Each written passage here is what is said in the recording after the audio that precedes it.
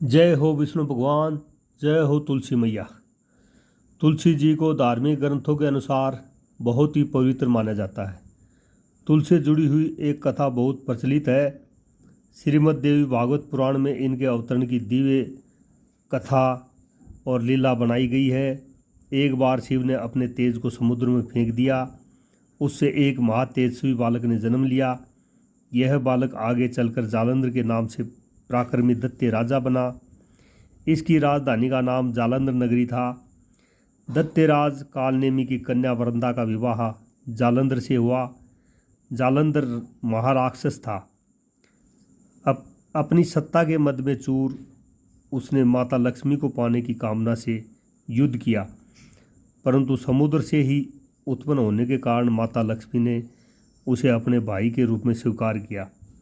वहाँ से पराजित होकर वह देवी पार्वती को पाने की लालसा से कैलाश पर्वत पर गया।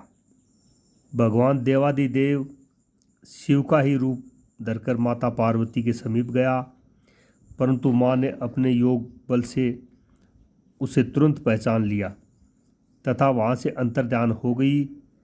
देवी पार्वती ने क्रोध होकर सारा वृत्तांत भगवान विष्णु को सुनाया। जालंधर की पत्नी वृंदा अत्यंत पतिव्रता स्त्री थी।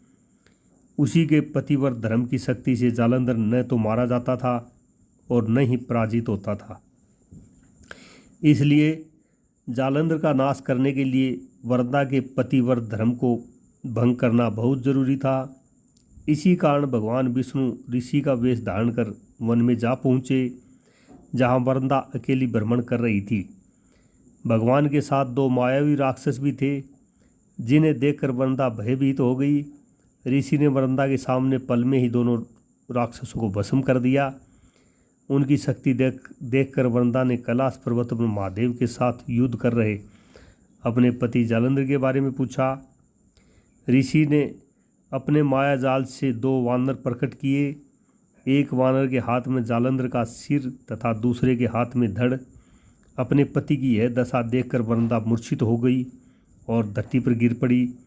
होश में आने पर उन्होंने ऋषि रूपी भगवान से विनती की कि वह उसके पति को जीवित करे।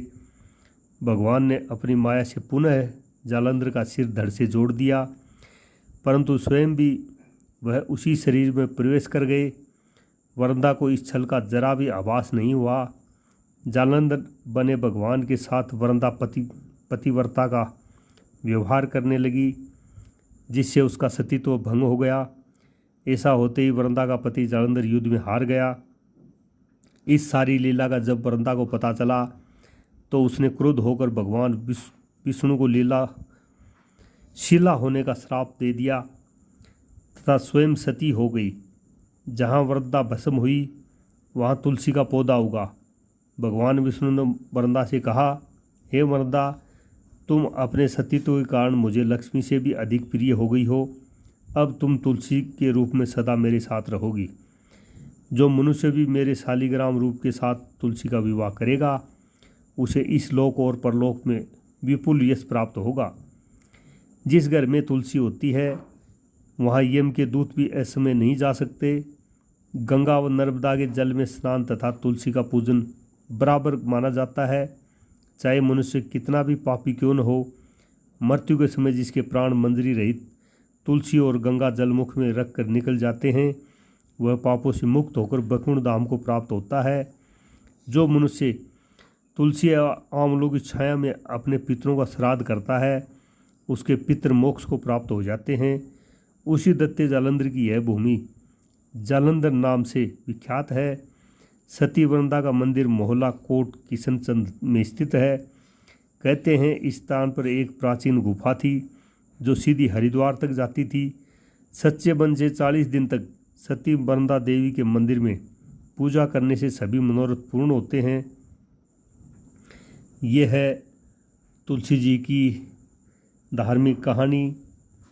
और जो भी इस कहानी को सुन रहे हैं, अगर कहानी ठीक लगी हो तो शेयर करें, सब्सक्राइब करें और लाइक करें। जय हो विष्णु भगवान की। जय हो तुलसी मैया की।